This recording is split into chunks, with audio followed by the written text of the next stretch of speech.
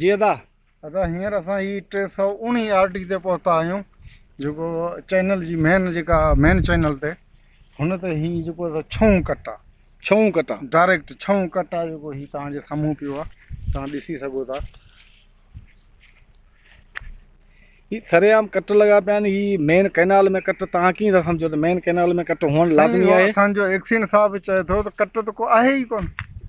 हुन असांजी अॼु की जेका मीटिंग हुई असांजी उन में डायरेक्टर साहब सीटा जो ॿिया बि हुआ निज़ामानी हो मीर साहब बि हो उनजे साम्हूं जेको आहे हुन इहा ॻाल्हि कई त को बि कट वग़ैरह कोन्हे को गैर क़ानूनी। पर असां हुनखे इहो चयोसीं त तव्हांखे साबित करे ॾींदासीं त कट असांजी हिन मेन चैनल में केतिरा आहिनि। हीअ तव्हां ॾिसो पिया जेको छऊं कट आहे इहा पोज़ीशन रहंदी त पोइ टेलनि ते छा पाणी पहुचंदो। ही पोज़ीशन ॾिसो, ही त वाह पियो वहे सॼो, ही सॼो वाह पियो वहे। हीअ मुकमल तौरु वाह जी शिकिल में आहे, गैर क़ानूनी कट आहे जेको। ही त सॼो ही त 5-6 फुट जो आहे।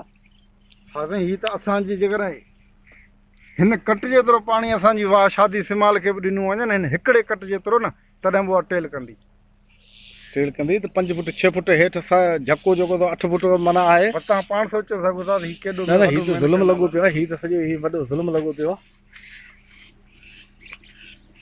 ठीकु आहे साईं, हलो।